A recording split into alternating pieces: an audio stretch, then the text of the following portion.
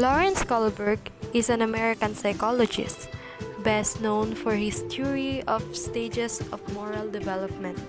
He decided to study the topic of moral judgment, extending Jean Piaget's account of children's moral development. Kohlberg's theory of moral development is a theory that focuses on how children develop morality and moral reasoning. Stage 1. Obedience Punishment Orientation. At a very young ages, children define the morality of a behavior as a direct function of its consequences. In this childish reasoning, behavior that is punished is not moral, and behavior that is rewarded is moral. Children believe that people should obey rules so they can avoid punishment. In this stage, behaviorist approach to teach, such as operant conditioning and negative reinforcement, are highly effective. Stage 2. Individualism and exchange. At this stage, children will begin to understand that different people may have different perspectives regarding the same situation. Rules are not absolute because there isn't just one correct point of view. Actions in moral dilemmas are based on self-interest, not just strict adhere to external rules. Children also begin to understand the benefits of cooperation and positive social relation by doing something nice for other child. They could benefit by means of reciprocity.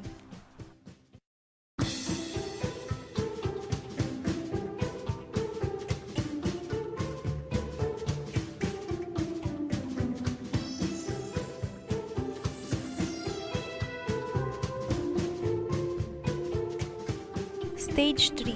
Establishing good interpersonal relationships. At this stage, moral decisions are based on how they affect interpersonal relationships.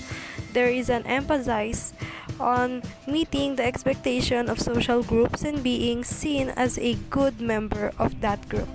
People at this stage consciously engage in prosocial behavior. Conformity and receiving the approval of others are highly valued.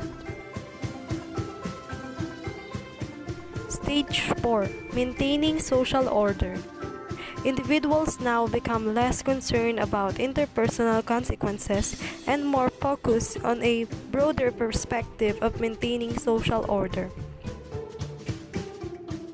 Rules and laws are seen as valuable because they allow a society to function smoothly. Laws to maintain social order are now considered more important than how behavior affects interpersonal relations.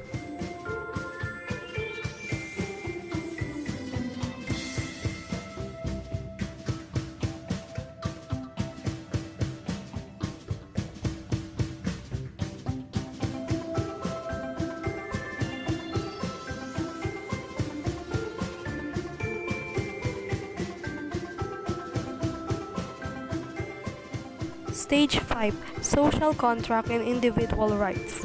Laws are regarded as a social contract for the greater good but are not perfect.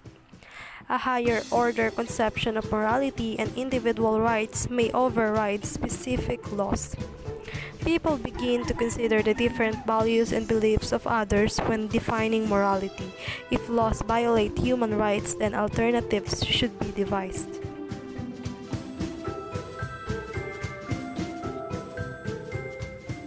Stage 6. Universal Principles. In this final stage of moral reasoning, people develop their own concept of morality based on abstract reasoning and universal ethical principles. Societies, laws may or may not be consistent with or uphold those universal principles. When they do not, a person at this stage may be willing to go against society and pay severe negative consequences to defend universal principles to see that they are equally applied to all.